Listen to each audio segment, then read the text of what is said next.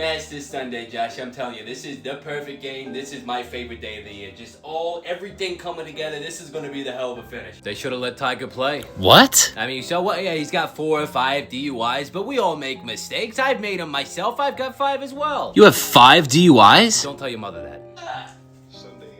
He said, yeah, see, if that was made, I would have been 5 feet past the hole. Rory McIlroy, it looked like he had it. Is he gonna blow it again? I don't know. He's been known to choke, except last year he got the job done. But is he gonna go back to his old ways? I don't know. I like getting choked, but I don't like watching him do it. Wait, what did you just say? What's up? See, if I hit that one, that's going in the trees. That's going 30 feet to the right. I'm telling you right now. Shane Lowry, 50 to 1. If I had gotten my lazy butt off the seat and went down to the casino, put 10 bucks on him, I'd be a filthy rich madman by the end of the night. It might be his day. I mean, I've been waiting all year for this. I'm going to tell you what I'm going to do. I'm going to sit my butt right on that couch. I'm going to watch the entirety of this tournament. I'm not going to miss a second.